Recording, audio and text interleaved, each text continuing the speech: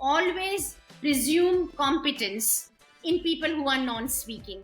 Yeah. And the reason why I have done my level best to see to it that who is in a mainstream school, who is in a mainstream university, is I want to set precedents for people like him.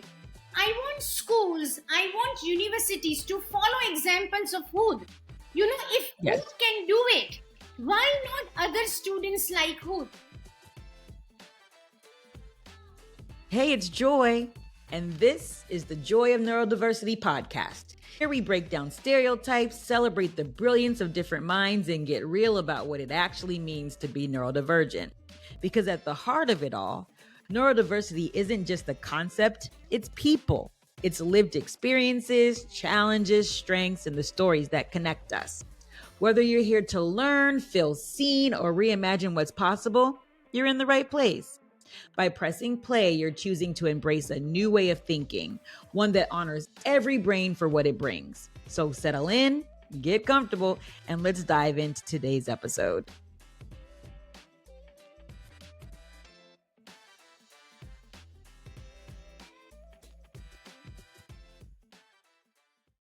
Hello, everyone. Today's guest is a woman whose journey is rooted in love, sacrifice, and a fierce commitment to her son. Dr. Nazima Saiyed began her professional life as an assistant professor in pharmacology, teaching in a top medical university in both India and the UAE.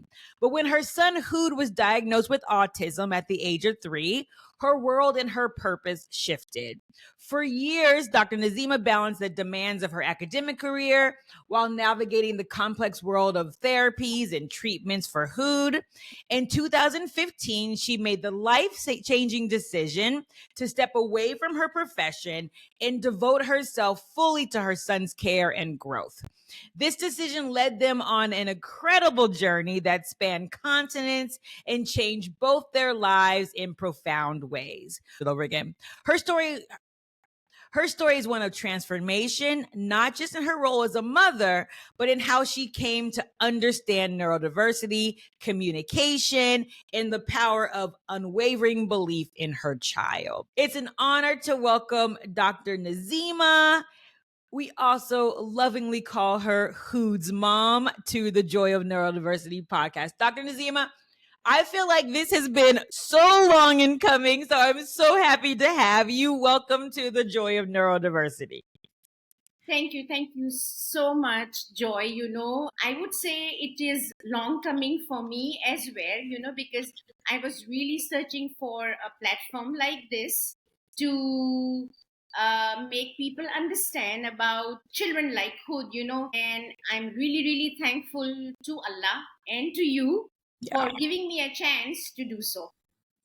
I mean, it's the reason why I'm doing this podcast. I want everyone to see neurodiversity for what it is. We have so many misconceptions about what neurodiversity looks like, and I think that people place a lot of limitations on neurodiverse individuals, and I think that after they hear your story and Hood's story, they're going to say, okay, we're really changing what we think neurodiversity is. So I'm just really grateful that about your willingness to even share your story. So just for everyone who is listening, can you share a little bit about who you are?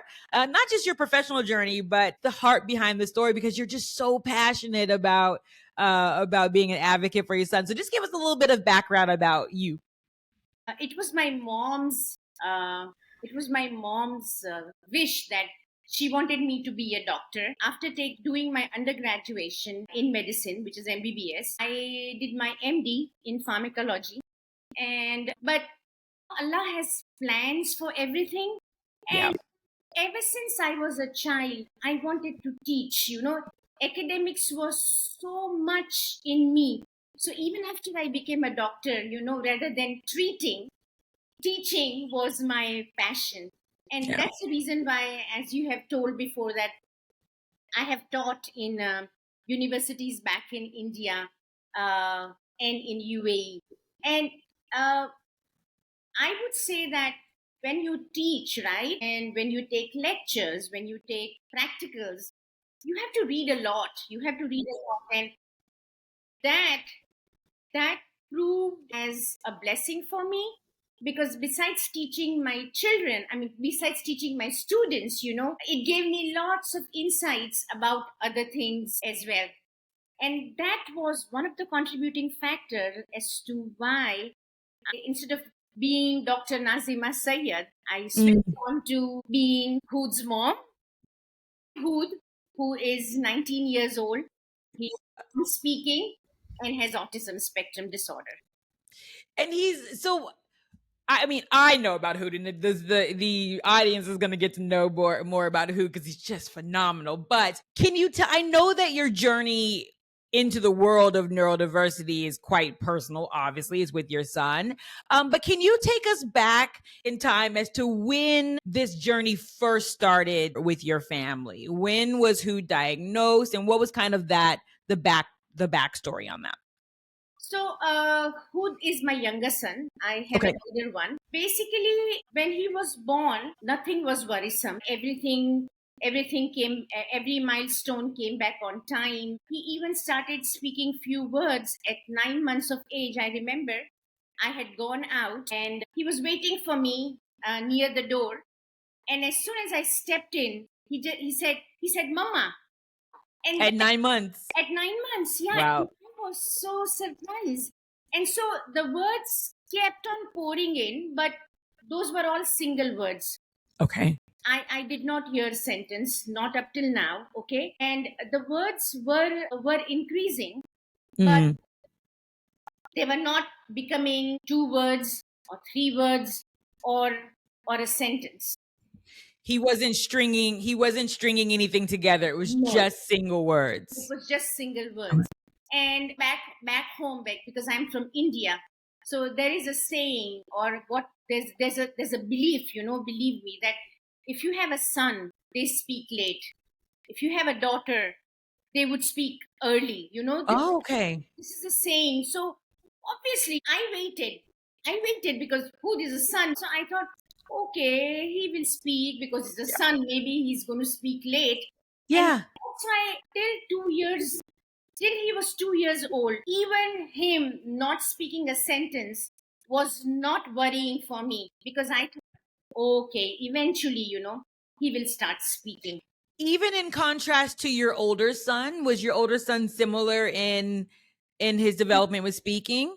No, my oldest son also started speaking at the same age, who Okay. started speaking. But no, I never saw any breaks. Like for him, it was words and then two words and then sentences, but that was not happening with Hood. Okay. But So he's verbal, but not yeah, really progressing in the way. But again, in part of your culture, like, okay. So what was that moment when you first began to think if maybe there was something in his development that you needed to address? okay. So he was very very functional. Yes, by age of 2, he lost his words completely. Mm. I mean, I couldn't hear anything from his mouth. And so, whenever he wanted something, he would just point, or he would take my hand over there. And but that was still not worrisome for me, because he had his way of, communicating his needs. Sometimes, like, if he knew that, pointing over here is not going to help me, or taking my mom's hand over here is not going to help me, he would go a step ahead. Like, say, Okay. for example, he wanted to go for swimming. So what he would do, he would go open the wardrobe, he would take his swimming costume out, Okay. come and give it to me. And I am like, wow, look at this child. So believe me, even though he was not speaking, it was still not worrisome for me. Because he was communicating. He was communicating Yeah. in his own ways, gestures, signs, or getting things to me related to whatever he wanted to do. He was communicating. But Okay. as I told you, I'm a born academician. Yes. So for me, the journey of a child, like the way it has been for my eldest son, nursery and then school and then university, that is how I wanted my children to be. So Yes. the question of him not being able to speak became really worrisome for me when he was at the age where he should be in a nursery. Okay. That really started worrying me a lot. And of course, in between I did see some frustrative episodes of food, where his pointing or getting things related were not enough to let me know what he wanted. Like, say for Oh, example, if he's not feeling well or he had some other complex needs, again, the toilet training and all those things where obviously not being able to speak was acting as a barrier. So okay. that is where I did see Hood's excessive crying episodes in the form of frustration. So that is where me and my husband, Dr. Abdul Razak, is a psychiatrist with Medical Clinic Dera, Okay. we decided that he would need an evaluation. Of course, Razak, my husband, was he encountered patients like him, so he had that in mind that there is something different. But even he was waiting that maybe he would start speaking and we would not have to do anything about it. Okay. I didn't realize that your husband was a medical doctor as well and a psychiatrist. Yeah, he's a psychiatrist. So probably well versed in dealing with Yeah, people who might be on the spectrum or looking into other yeah, used to looking into other things that might be like developmentally definitely. moving. I didn't realize that. No, So I I mean, mean, two parents well equipped to discover, and still that's but what's so difficult about it with neurodiversity. Joy, let me tell you one thing that before Hood was diagnosed with autism, I'm just talking about myself, Mm-hmm. I did not come across this word at all. When I did my MBBS, when I did my MD, when I was teaching, I did not come across a single person with a problem like this. Okay. There is no one in my family or on Razak's side, who has a speech impediment. Yes, there are people, and that is also a reason why we waited, because there are some of Razak's relatives who spoke late, Okay. but they spoke. But Yes. they spoke, so maybe both of us thought that maybe who has those kind of traits, and maybe that is the reason why we waited even till 2.5 years, because we thought that if he is like those people, eventually he will start speaking.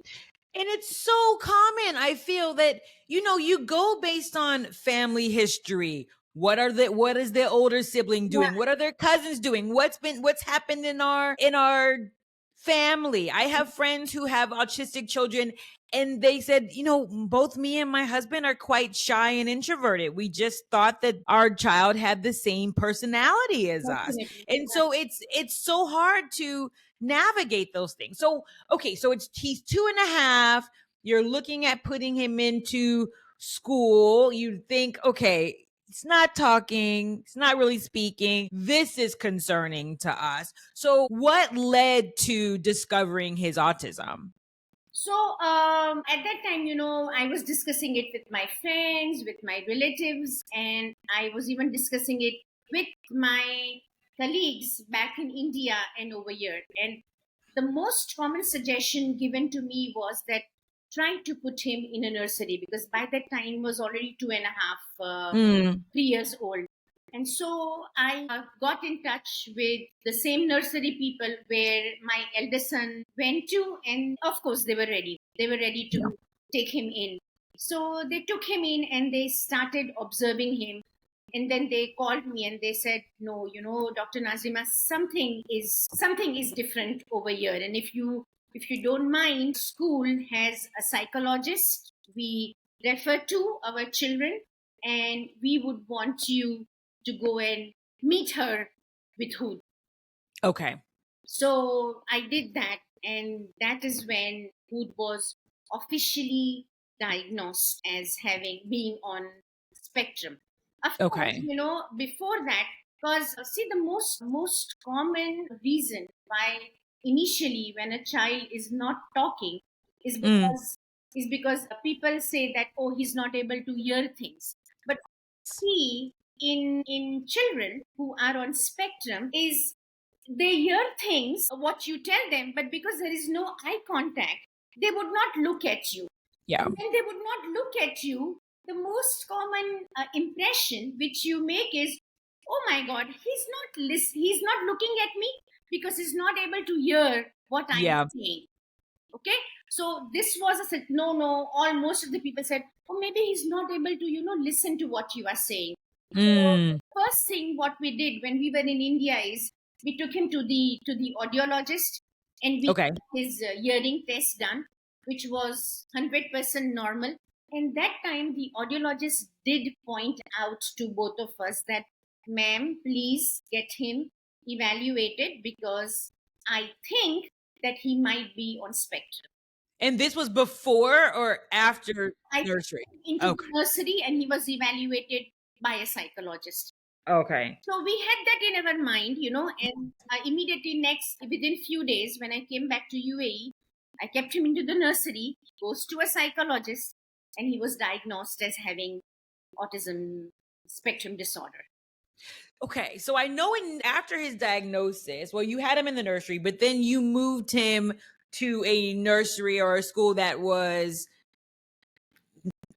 should have been better suited to fit his needs. I'll say it that way. Can you help us understand what was it like navigating his school experience, and then what were I know that there were some moments that were challenging that led you to look for other options for him. So can you tell us a little bit about his early schooling? And because I think that was very pivotal in Yes. what ultimately moved you in the direction to get him communicating the way he does. And I want us to get to that because I think it's just so phenomenal, your journey. So this nursery did come to know that Hood was on a spectrum. And so what they did was they said, no, we would not keep him into routine classes, but we would just let him be with the children, because that was a daycare center as well. Okay. So parents would keep their children for a daycare, and then Mm. they would do some activities with them. So they said that we would put Hood with them. Now, Okay. I mean, at that time, this was the only option available, and I said, okay, fine, let us do it. And sometimes I would go with him as his support, or sometimes I would send my housemaid. Mm-hmm. Whenever I went, I was not, I was not very happy. I was Yeah. not very happy because, yes, definitely Hood was included, but the inclusion was just physical. Yeah. There was so much. I'm not saying this because I am his mom. Yeah. From the time he was born, I was observing him constantly, and the child had a very, very productive brain, Yeah. and it was a duty of me and the people around him to keep him occupied in the things which he was able to do. But Mm. just because he was not able to say it, he was not able to say execute what those Yes. people were asking him to do. He was not included, and that is something I was not very much happy, because when Yeah. I would sit with him at home and when I would ask him to do things, he would do it with me. Yeah. So And it's one thing that really upsets me when it comes to neurodiversity. Just because an individual is presenting in a different way or manages life in a different way, I feel like the assumption always goes to that person not being intellectually capable of doing more. And so I feel with schools, they start bringing down expectations, which then this child's like, why are you asking me to do these simple things? I'm smart. I can, like, I just don't feel that lack of communicating does not mean that you're not intelligent. And I feel like from the talks that we were having and how you explained to me that the schools were really giving him just things to keep him busy, but not things to intellectually stimulate Hood. Yes. Which is so upsetting because obviously, as you were saying, he's capable and at home we have higher expectations of him and he's able to do what we're asking him to do. And so why is the school not doing those things for him? Yeah. So basically the school put him into a situation where he was just playing.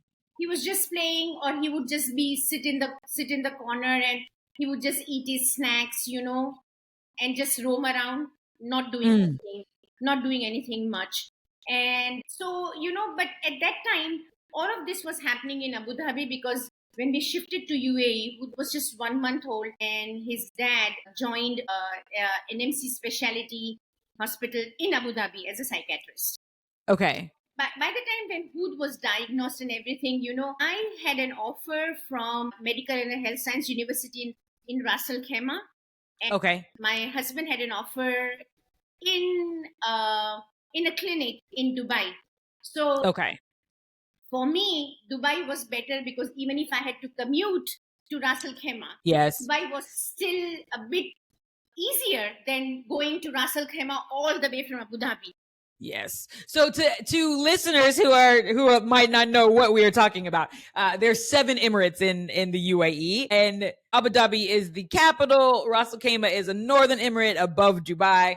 And so the difference in like time between Ras Al Khaimah and Abu Dhabi is probably about 2.5 2 hours to get between the two. So it was a lot. And I guess Abu Dhabi and Dubai, in terms of being able to find schools or resources, you most likely were maybe able to find more resources in Abu Dhabi or Dubai because they're just bigger Emirates. So let's kind of shift to what were some of the things that started happening. So he's only basically playing. You know that he's not being stimulated the way that you think he needs to be. What were some of the signs that Hood was exhibiting that made you say, okay, this is not working for our son? So yes, that is what I said. Academically, he was not being involved at all. Routine in a nursery when a child goes to school, introducing him to alphabets, numbers, Yes. or colors, or whatever, any other activities, that was not being done by Hood. But at the same time, as I said, we had to shift to Dubai. Yes. Now, since Razak had some patients whose children were on spectrum, and they were undergoing some sort of therapies in Dubai, they introduced Razak to some centers where they were specifically designed to do early intervention in children who are diagnosed with autism. As we shifted to Dubai, Hood was evaluated by that center, and that center said that he seems to be a very, very milder case, and with rigorous hours of ABA and occupational therapy, we think that the speech should come eventually, and things will be all right, and he would be out of this condition. So, and at that time, believe me, Joy, I did not know that this condition is not something you come out of. This is something you are born with, right? Yes. If you have autism, it's going to stay. You have autism. Yeah. Your child has it when he's young. Your child will have it till he's going to be in this world. But at that time, I was being a very, very typical parent, not a doctor, not a medical professional. And like any parent whose child has a simple illness and you want him to get out of it, I was in that same mode. So when they said, okay, rigorous therapy and he will be out of it, me and Razak were all for it. Fine, do whatever, but please take him out of this. So, Okay. so he's Let's talk about that a little bit, because I think that it is something that any parent that has a child who might be walking through this life differently, I think it's natural, and I think it's commendable for you to say, like, listen, I just wanted it not to be the case. I didn't want him to have to deal with that. And I think that that is so typical of what parents are facing so often, that they're just like, listen, I didn't want my child, I just wanted him to be cured of it. And so you have to go through the journey of accepting this is who it is.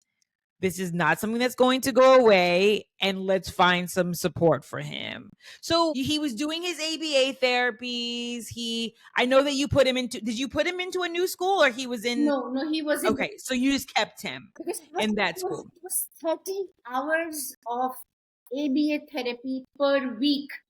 Okay. They had broken down those 30 hours per Yes. week. And so he was in the center right from early in the morning till late afternoon. So Getting his ABA therapy. But I know that you decided that, because you said that he started having behavioral challenges, throwing fits. So can you tell us how is it manifesting in him that you and your husband were like, no, we need to change things? What was he doing to show you that this was not working for him?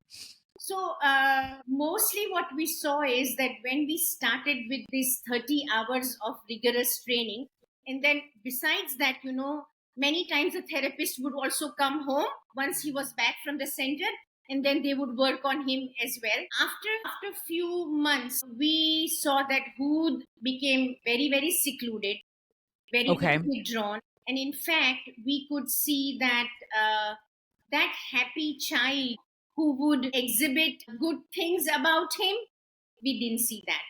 Okay. All we saw was frustration, self-harming, long crying episodes, which is a meltdown basically. Yes. And so we came to a conclusion that rather than progressing ahead, Hood had regressed. Okay. And so you took a pretty significant stance, and as you said, you're very academic. So you started researching what are some things that you can do, and you realized that this was not a supportive educational environment for Hood, and that you needed to find one. And that led you to Syracuse, New York, and Yale University as well. So can we kind of hop ahead to, what did you do? You did some research and you decided, nope, we're taking this international and we're going to find some other solutions. And because I really want to get to the point where you're explaining because you took some pretty big steps to find support for your son, which ultimately couldn't have been it was the best decision that you ever could have done. So let's jump into that. So what steps did you take to find a more supportive environment for Hood, and what did you ultimately do? So we started taking international help regarding Hood's condition. So I would say that we started all the interventions from 2010, Okay. when Hood was diagnosed. My husband was the one who was, always on the internet and searching for other options. So in 2011 or 12, he got in touch with doctors back in US, and to find out other options which were going on in US, what else was being done to help children like Hood. And one of the options was biomedical treatment. So we used to send all his investigations to states. We used to get lots of his supplements from states, and we gave him that. We took a visa in 2012 for Hood, just based on a medical interventions to be done for him, which were not available in Dubai. So Hood already had, not only Hood, it's me, my husband, my eldest son, and Hood.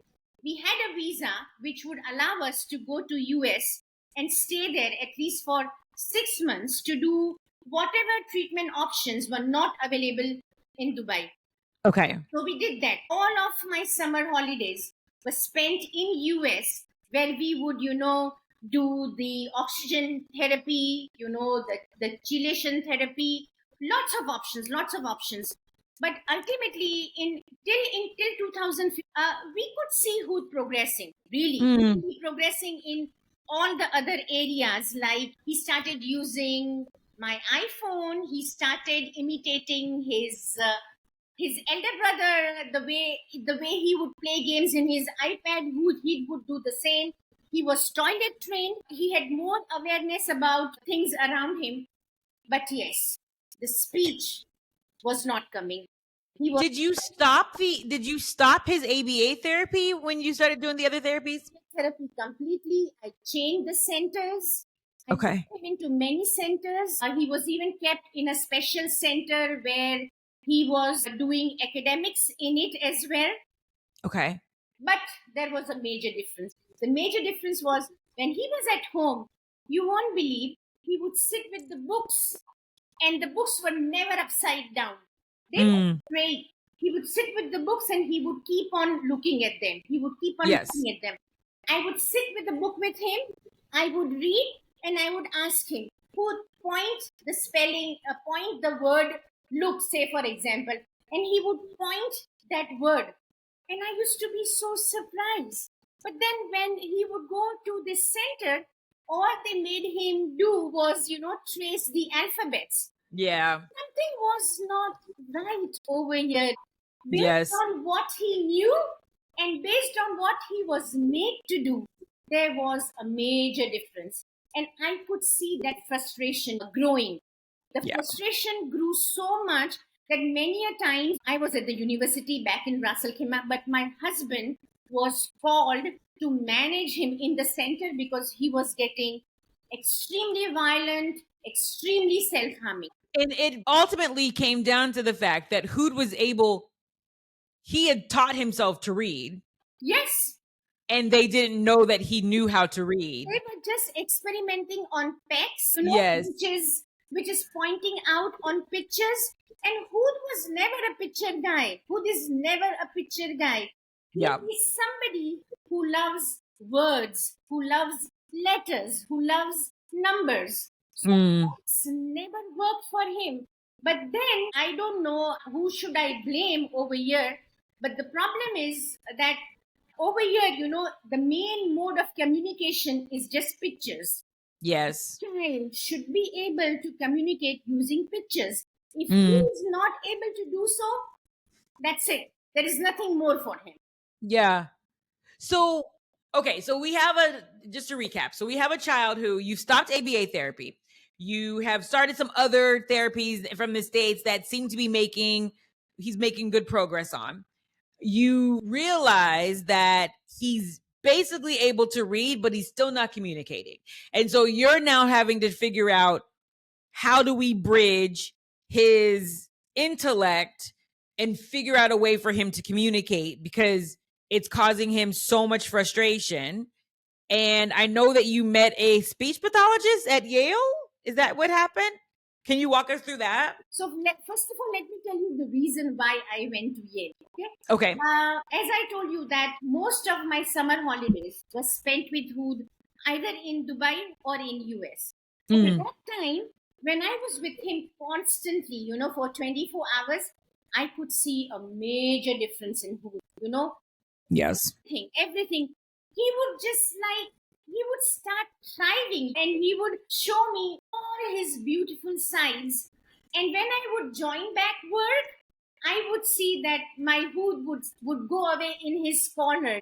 He would become withdrawn, he would become isolated. And so lots of my colleagues used to tell me, said, see, Dr. Nazima, I have read so much research that the role of a mother plays a very, very important role when it comes to any child who is on a spectrum, or any child who has a learning disability. So I was trying to find out a way where I could be with Hood more and more. Okay. So I thought, let me upgrade myself professionally so I could get a job in Dubai, and that would, increase my hours of being with Hood. Okay. And that is the reason why I went for a professional development course in Yale. And what was the course? The course was bioethics. It was a summer institute of bioethics. Okay.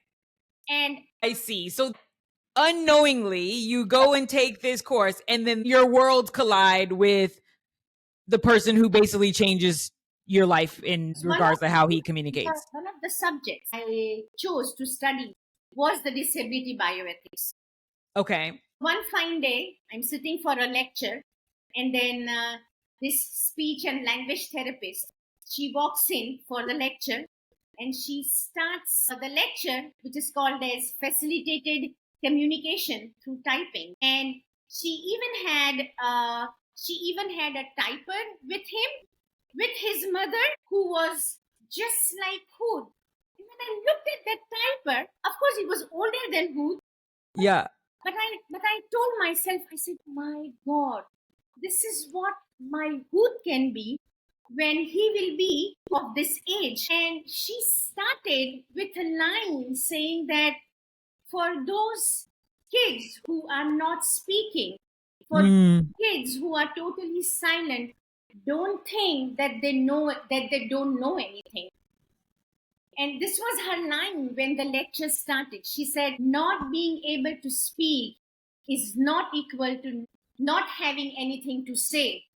And I was like, oh my God. I mean, look at Allah's purpose. I come to Yale for my professional development, and Allah is showing me a way for my Hood. I just got chills, because isn't it crazy how life works out? You were there just saying, I need to do something so that I can be closer or have more time with my son. So I'm going to develop myself in a way that I'm going to be able to change my career in a way that I'll be able to be with my son more. And then this woman walks in, and you're like, wait a minute. This is exactly what I'm facing. So, okay, who communicates in a very special way?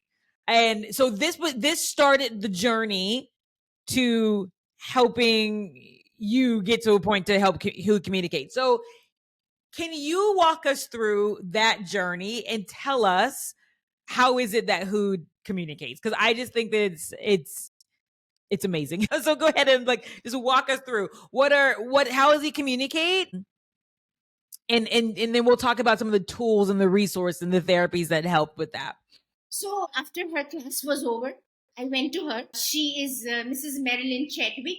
She's a speech and a language pathologist in Syracuse, New York. I went to her and I said, see, I have a son who's exactly like what you are talking about, and we are at a point where we don't know what to do with him. And I said, if I get him to you, will you do his assessment? And she said, why not? Alhamdulillah, that is where, the visas of, we already having the visas for his medical intervention helped us. So as soon as my course got over, my husband and my eldest son got Hood to States. We took Hood to Syracuse, and I will not forget the day of 27th of July 2015. That is the day I feel like I got my Hood on 27th of April 2006, but on 27th of July 2015 I got him again. Amazing. I love that. Like, he was frustrated, when we were doing his assessment. When she was doing his assessment, she did some pointing games with him, and Hood was really doing great with that, because as I told you, right, he was quite well versed with using an iPad and an iPhone after all those interventions which happened back in States.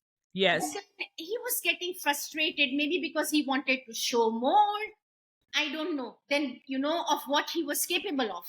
So yes. what she did was, she kept an iPad in front of him with a stand, and she sat right next to him. So this is Hood, and she sat right next to him, and she gave him a little bit of support, a light touch on his hand. And she because he was angry, because he was crying, so she asked Hood. She said, Hood, why are you upset? What is going on, Hood? And then so Hood slowly types with her. These are his words, I'm telling you exactly. Interested in everything, but no one knows. Oh my goodness. I am smart. It is too hard to tell home, treat me smart. And to that point, you had never had him communicate in any type of sentences, anything. Did you know that he knew how to type and spell? No. All I knew was that he was able to open apps, okay? And listen to songs, open YouTube, listen to songs, open games like Fruit Ninja or what is the other thing? Temple Run. Yes. Open those kind of games, open ABC app. This was a game he played a lot. Playing with all the letters. Yes. Puzzles he played, but I definitely did not know that he was quite well versed with the keyboard, and he knew which letter was where. Wow. Or he could identify the letters. I did not knew that. I did not know that he was able to make whole big spellings like this. No. And sentences and explain himself. Yes. So I'm trying to gather my thoughts. So for me, there was probably a time when you're just like, he was able to do all these things and we weren't supporting him. I can imagine I can't even imagine how that felt as a mother, knowing not that you were holding him back because you didn't know, but for a week I was in total disbelief, Joy. Yeah. Being a mother, being a doctor, being a medical professional, I did not believe this at all. I thought that what if Mrs. Marilyn is fooling me, She's the one who's doing it and not Hood. Yes. Let me be very, very frank. Okay? And the next question, and I was so surprised. She said, Nazima, you are thinking like this, right? I said, yeah, Marilyn. I said, how do I believe that it is Hood and it is not you? Yeah. And she said, listen to me. She said, if you are okay with this, okay, I'm going to train Hood and I'm going to train you as his facilitator. And within weeks, you will tell me that it is Hood and it is not me or not you. So, okay. So one of the next question I was going to ask is, what was the process like in helping him find his voice? But it seems like he figured out that he could type sentences. So you didn't really have to find his voice.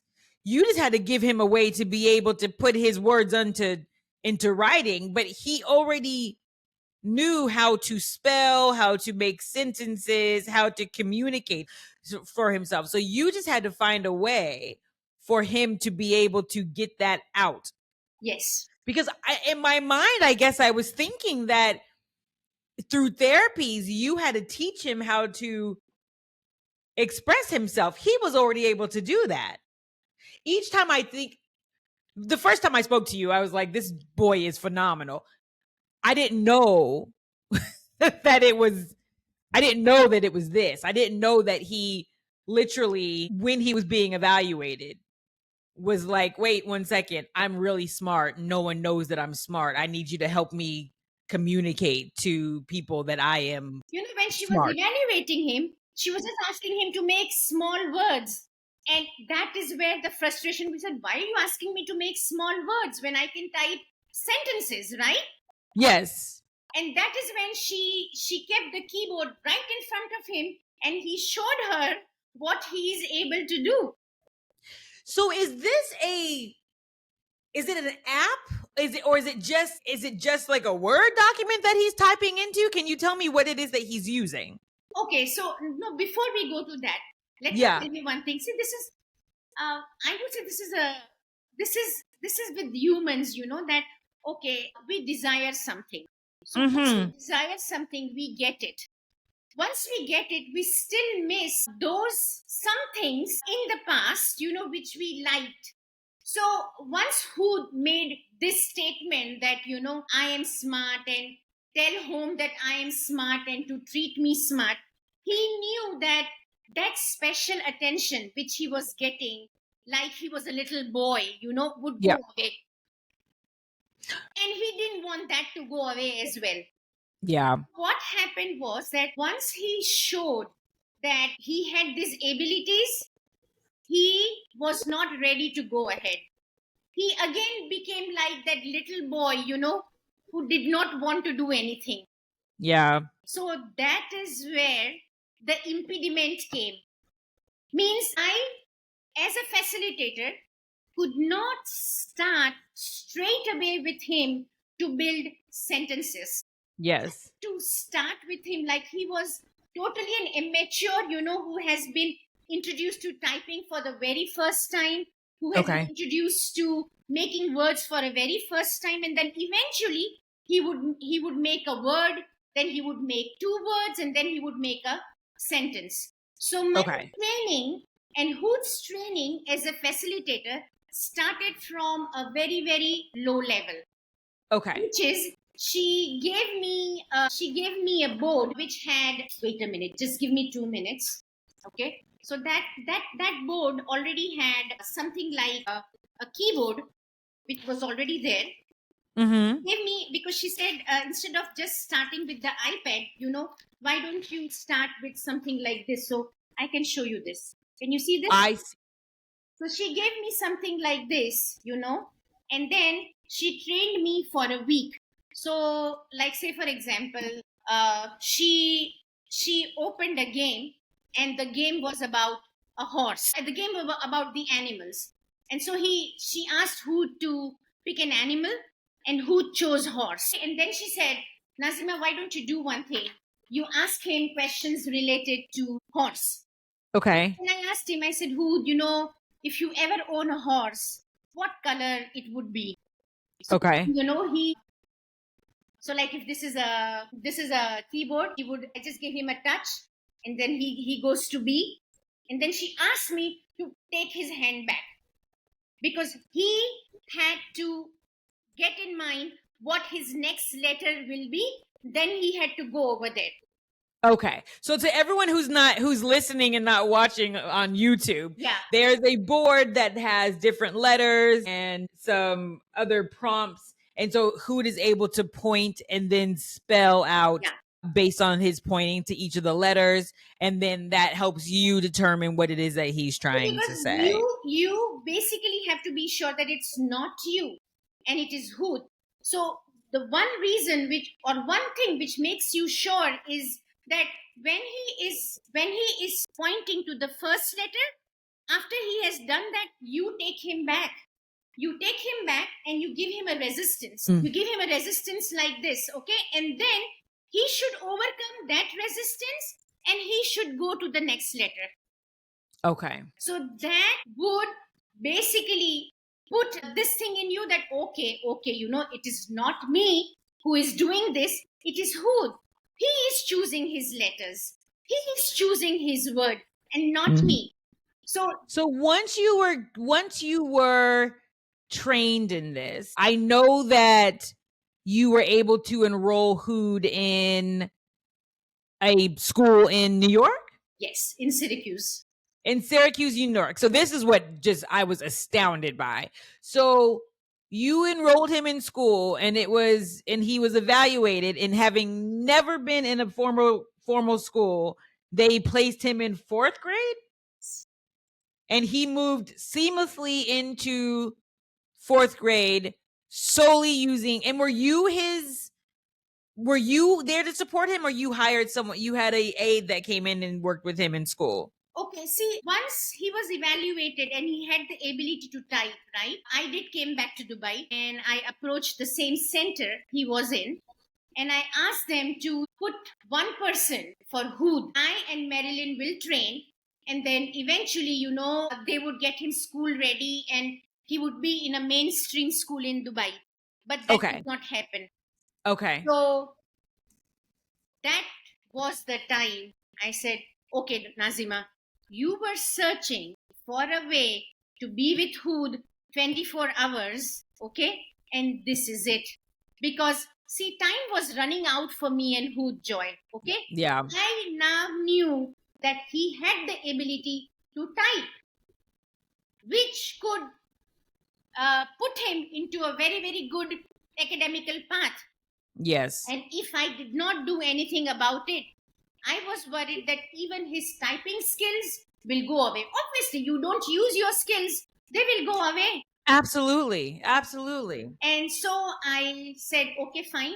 I resigned. Okay. And I told Marilyn, I said, see, I tried getting this in Dubai, but this is not happening. So she said, why don't you come here, Nazima? I will train you and Hood for him being a better typer and you being a better supporter. And at the same time, I'm sure that he would be able to do his academics in Syracuse. And I said, why not? So my husband and my elder son, they stayed back in Dubai, and me and Hood, we moved to Syracuse. Okay. The Syracuse, we were in East Syracuse, Minowa district.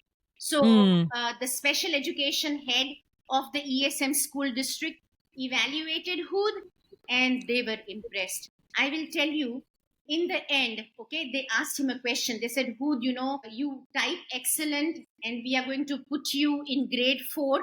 So what do you feel about it? And he said, it is like getting a birthday gift which you wanted. Oh. This is I right. And I was like, oh, and you won't believe the whole room, including me, was in tears. I would have, because for me, what I love about Hood is that he knew what he needed for himself and he sees the opportunity to be like, listen, I'm going to show you what I'm able to do. I'm going to let you know I'm intelligent.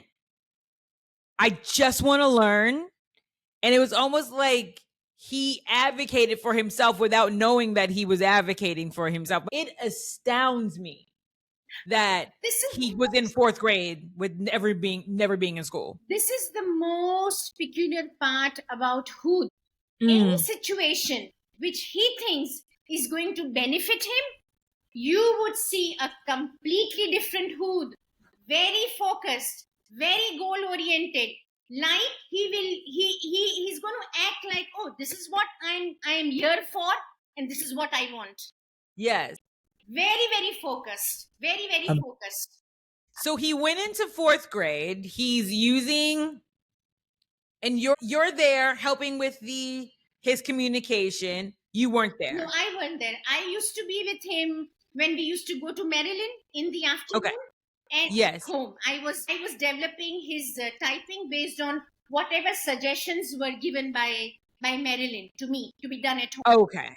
So he had a support aide in school who was trained by Marilyn as well, No. and that's who was supporting him in school. See, the facilitated communication dates back quite long in Syracuse.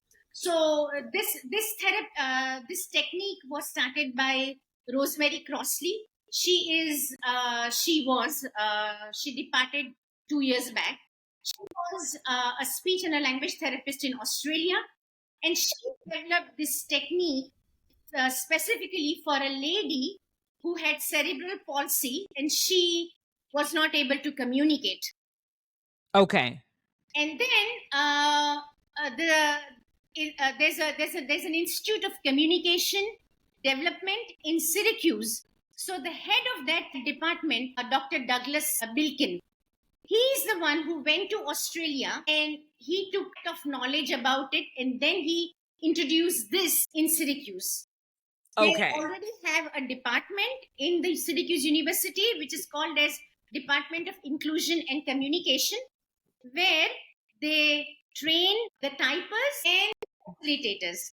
So most of these facilitators were trained by that university and speech and language therapists like Marilyn to work in the ESM school district as aides for all the students who are nonverbal and type to communicate. Okay, I see. So I still just can't.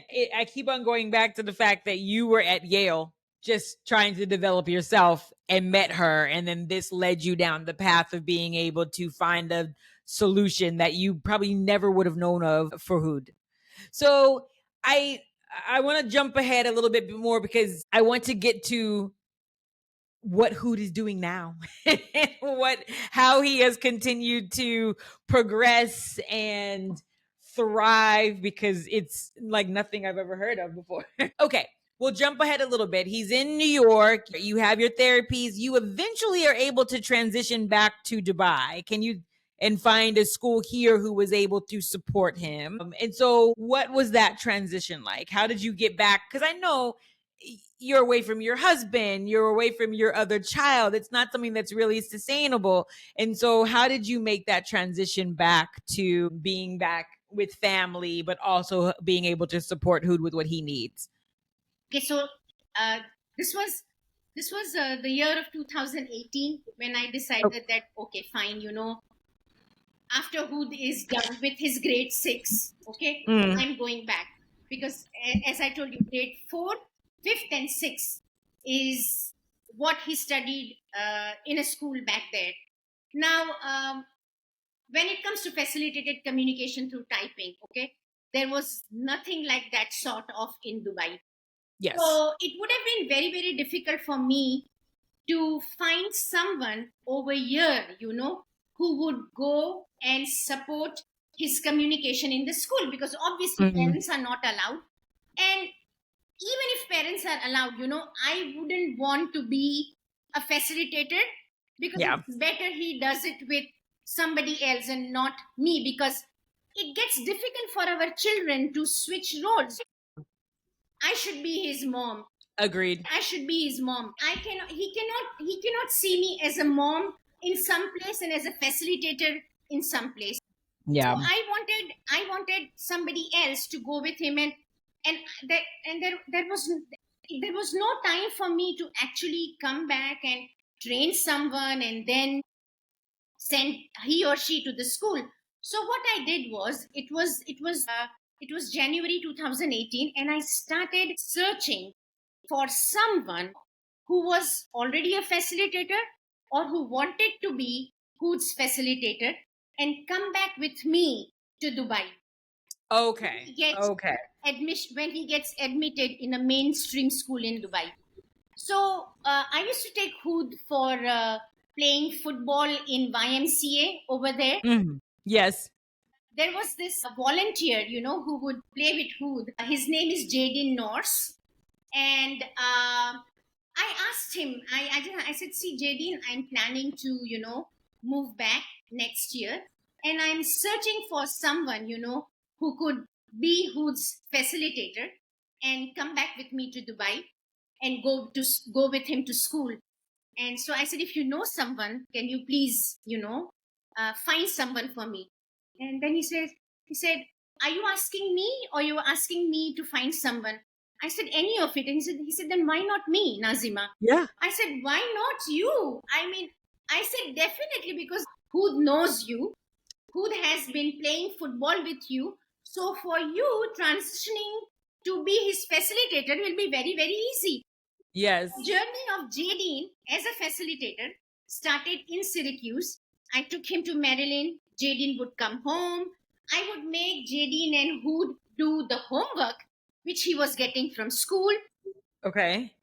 With these people were extremely helpful. The ESM school district, they allowed Jadine to be in the class with his routine teaching aid to see how she was navigating Hood in the class.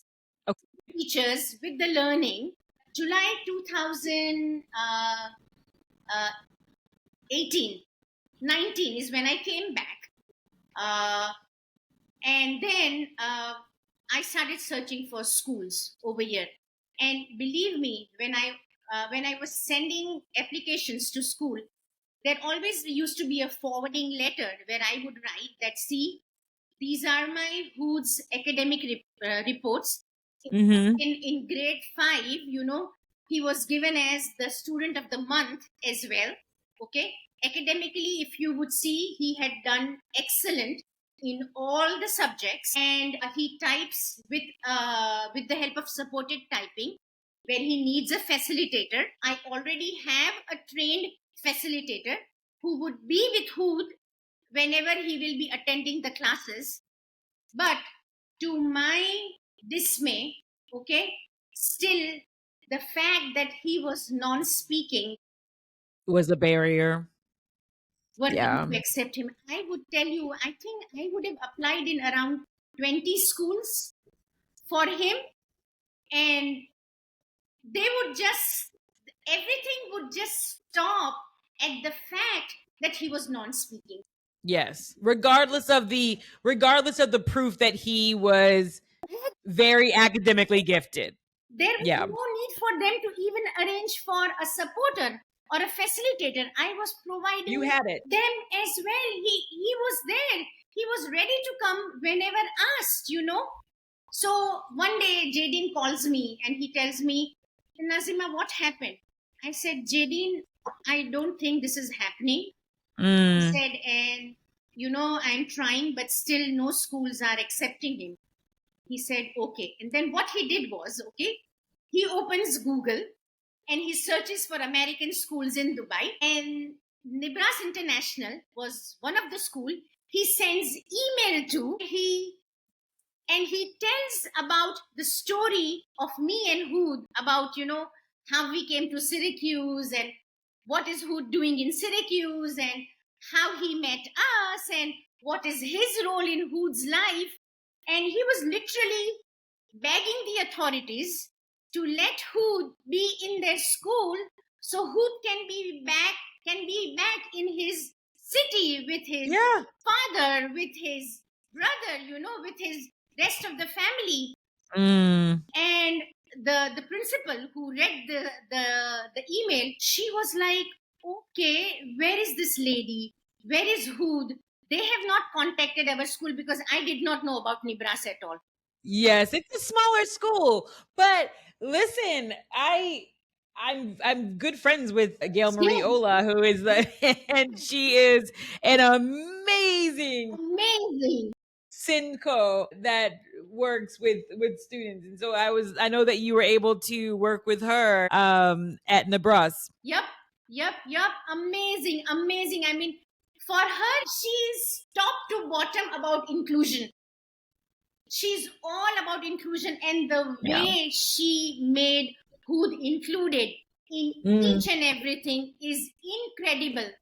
And she made the culture of inclusion so much with the help of Hood, that you won't believe.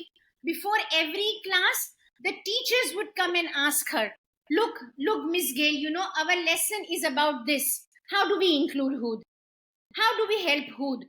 Yeah. That is really something, if all It's rare. teachers It's rare that you were have someone who is there. so, and I really love to sing the praises of educators like Gail Marie because she really does go above and beyond for her students and for the parents to make sure that the students are successful. So, okay, he is back in the school.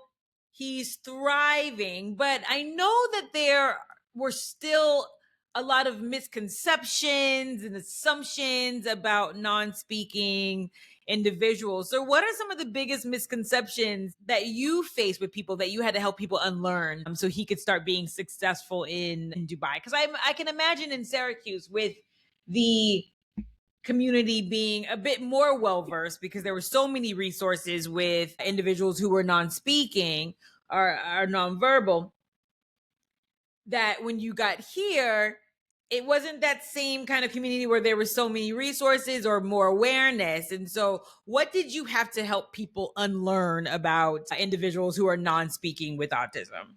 Okay, so that is the reason. What usually I did was I always, because see, every year the teachers for Hood would keep changing.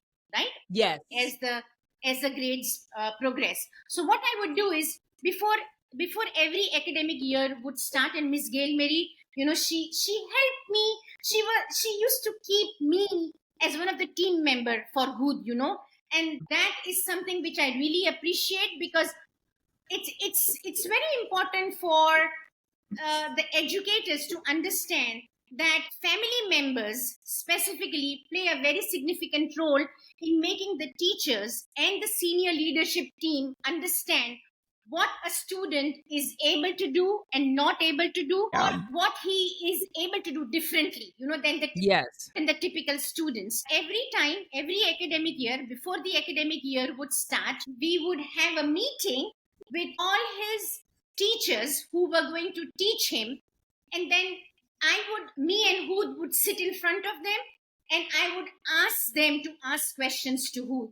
See, because obviously there's a non-speaking student sitting in front of you, and you start questioning yourself, will he be able to do this? Yeah. Right? It's very, very natural. And so Yes. what I would do is I would encourage them to ask him questions. And then when Hood would type, right, they would actually see that he's doing it, because with my continued practice with Hood, if you see me supporting Hood, I am nowhere on his hands. Yeah. I'm on his thigh. I just give him a light touch on a thigh, and he's typing with both hands. So for sure, if you look at Hood now, there is no doubt, there's a 0% doubt that I am doing it. Yeah. Hood. Okay? So once he would start answering their questions, that confidence that would be able to do it would pour in. Okay. But before there was a lot of doubt that he was not the one that was communicating, that his assistant or whoever, his aide, was doing the thinking for him. So that was one of the major misconceptions that you needed to break through. Yes. And then I'm assuming that one of the other misconceptions is that people were not thinking that he was intelligent solely because he was non-speaking. Yeah. Okay, so if we jump ahead, I want to be mindful of time, but I also still want to really make sure that we're kind of giving people an understanding, because I think that, as you know, the reason why I do this is I think that people need to see to believe that things are possible. And I want people to see that there are students or individuals like Hood who are nonverbal, but they don't have any limitation. So if we fast forward a bit through his schooling, what were some of the major milestones that you saw Hood accomplish in school that blew you away? Because there were things that you told me, but walk us through what were some of the things that he's accomplished in his middle school, high school, that you were just blown away by, that you might not have thought was ever possible for him to do. So Hood has always been a very, very good academic student. So always passing with very good grades.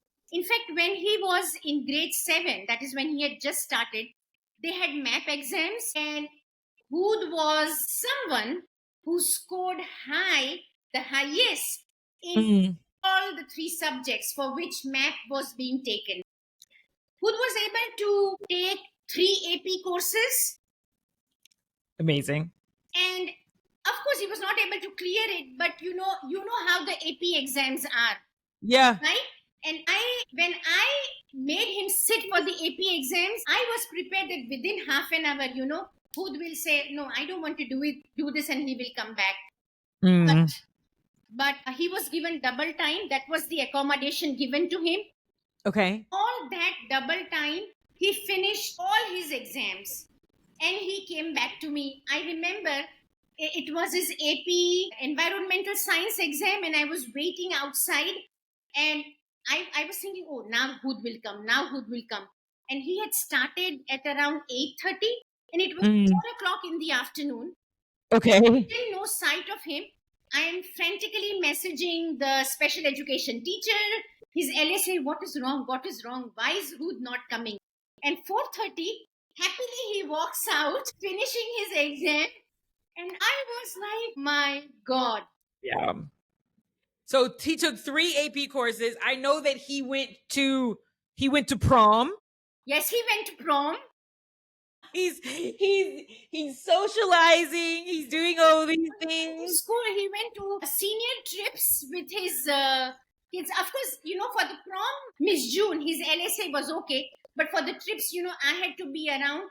I was never with them. I would let him mingle with his, but I would be in the premises, so if needed, if there was a need to, take him back, I should be able to take him. But yes, he was able to accomplish, do everything which a neurotypical student would do. Yeah. And that was a dream for me. It's amazing. Never expected that.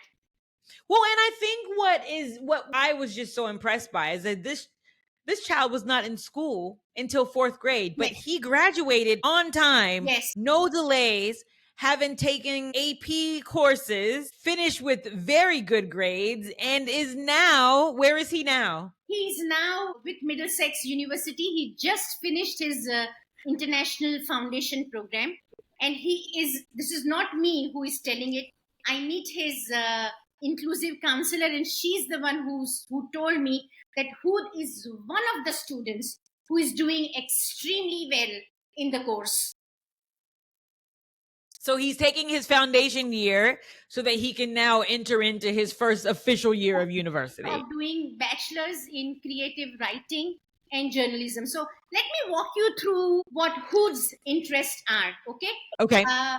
When he was assessed in ESM school district for his vocabulary and his capabilities, he was in grade 4, but he was in grade 5 that time when he was assessed.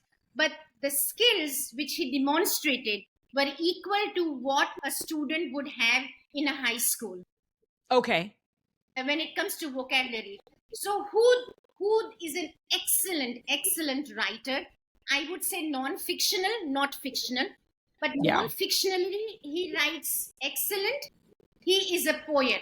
He loves creating very good poems. And you shared one of his poems with me. They're amazing. Yeah.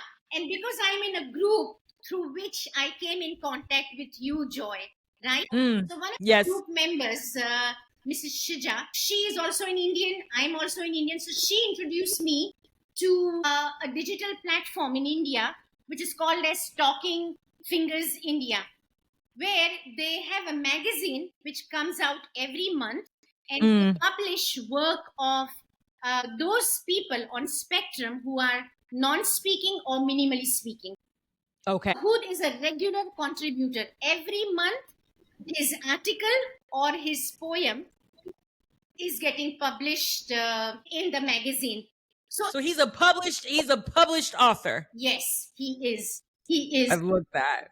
So, okay, let's look at because I want to kind of transition. We're moving towards the end of wrapping things up, although I could speak to you forever, Dr. Nazima. But I want to kind of look at, because I know that there are so many families who might be facing some of the same challenges or navigating, just maybe even if their child is not nonverbal, but facing challenges with just the emotional difficulties with navigating what this space looks like and finding the best solutions for their child. And so I know that your journey has been, as a caretaker or a full-time caretaker, has been just really emotional. It's a physical commitment. You've had to separate your family. It's a lot. How have you found the strength on those really difficult days or in those difficult times to, find the strength to keep going? What's helped you do that? See, my overall takeaway from the way Hood thrived, the way Hood developed is, when we talk about behaviors, my takeaway was that behaviors, frustrations usually come because the child does not have an avenue to communicate the way he wants to, the way he is capable of. And what I saw with Hood was that Once that gate opened for him, there was a 360-degree change. Mm-hmm. He calmed down, he became less irritable, because now he knew that even if I had a complex need which I would not be able to communicate just through pointing, I have another way to tell my mom what Yeah. I want, what I need. Okay, so that complete change in the attitude of Hood itself became a very good, very big strength for me. Okay. The way his communication method was helping him, that gave me a stimulus to do more and more and more for him. And so Um, I basically started everything based on what he was able to do. Okay. Back yeah. in Syracuse, he was swimming, he was horse riding. So when I came back, I made it a point. I said, no, nothing would stop for Hood. What he Yeah. was doing over there, he would do it over here as well. And Mm, alhamdulillah, Allah has been my greatest strength, my greatest savior. I would go to Allah and just tell him to make ways for Hood. And he landed me and Hood with people, who would understand and who would be very, very patient with Hood, and who would listen to me, yeah. who would, who would basically teach Hood the way I wanted him to teach Hood. Because Yes. nobody knew it better than me that how Hood learns. Because you have been there from the beginning, and then you were the initial person to be Yes, trained yes, in the method. So I think that, and I can understand this. I mean, you and your husband are blessed that you were able to take Hood to a different country, to connect him with these different therapies, to have the means to be able to do that. And I can imagine that some parents might listen to this and say, this is amazing for them, but we don't have the means to be able to do that. So, what advice would you give to parents who are walking a similar path? What advice would you give to them? Like, everyone might not be able to go to the extent that you were able to go, but there are things that every parent might be able to do to help their child. So what advice would you give to parents walking a similar path that want to find solutions for their Okay, autistic so children? the best part about people who are involved in training facilitators and typers is that they do have online workshops. When I had to see, Jadine had other ambitions as well. So after a few years, he went away, and then it Okay. was a challenge for me to train someone from here. At that time, the online workshop of ICI, Syracuse University, came to my help. I just enrolled Miss June to that online workshop, and she was able to get a very fair idea about how are you going to facilitate a child who has the ability to type and his non-speaking. Okay. Many master trainers like Mrs. Marilyn Chadwick, she does online sessions as well for parents. So Okay. now it's not compulsory for you to travel.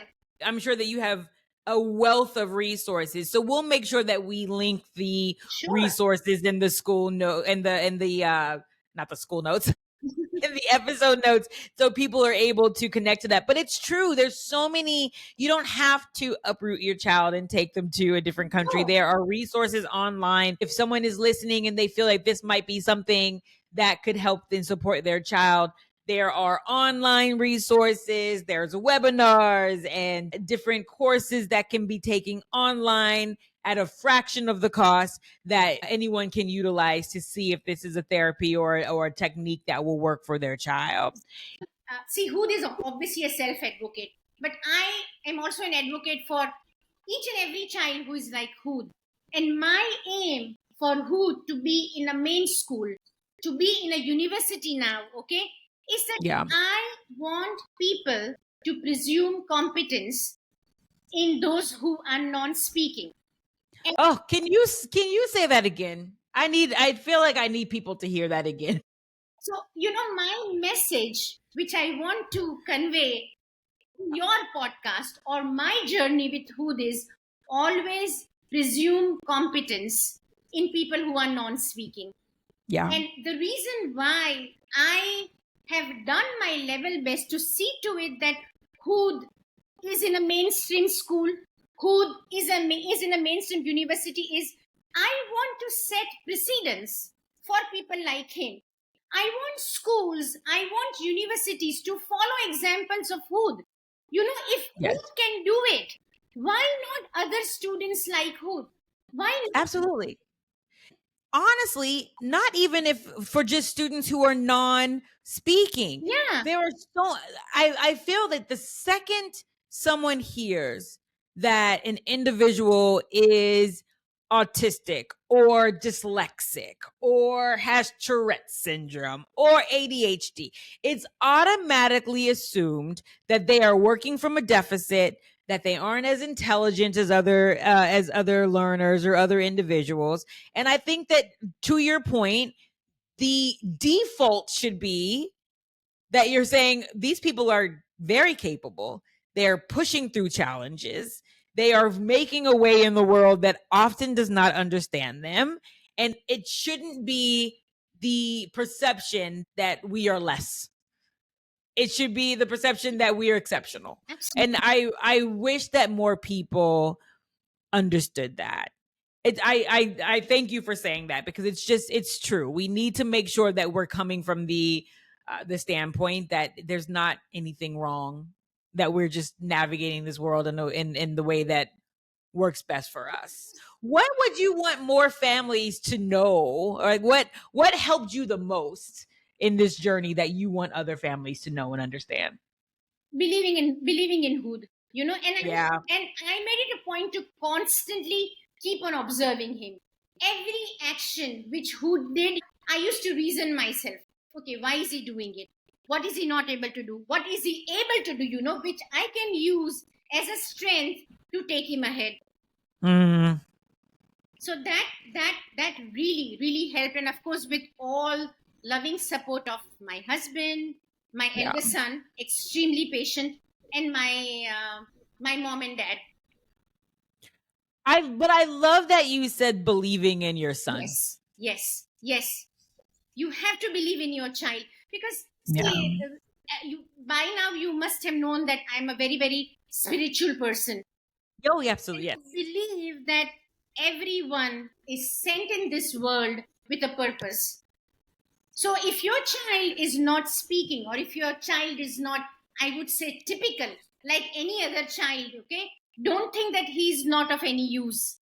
He has come to this world with a purpose, and you need Yes. to find out that purpose. People say that Hood is blessed to have me. I say that I am blessed to have him. He made me a better human being. It is very very difficult to understand what a parent of a child who has special needs goes through. If I did not have Hood, I would never be able to understand. So I thank Allah and I thank Hood for being my son. I take that as a credit. Absolutely. I feel like there's so much more that we can discuss. I would love for you to come back again and for Inshallah. us to just to be able to go into more detail about some of the techniques and the strategies that you use with Hood, or that Hood uses to navigate life. I think that we could probably do an entire episode on, but Definitely. I think it's a perfect segue into when you think back about your journey with neurodiversity and with Hood. What was the unexpected joy or beauty that having a autistic son has brought to your life? Um, the best part which I learned is that talking is not the only way to let people know that you love them. Yeah. Oh, I love that. Because if you see Hood, the gestures which he has to let me know how much I matter for him, even without saying it, is out of this world. And I don't have words to describe that. Yeah. Oh, I love that. Talking is not the only way to let someone know that you love them. Yep, yep. There are lots of other beautiful ways, let someone know that they love you very much and you are their world. I mean, someone to let someone know that without him or her, the world means nothing to them.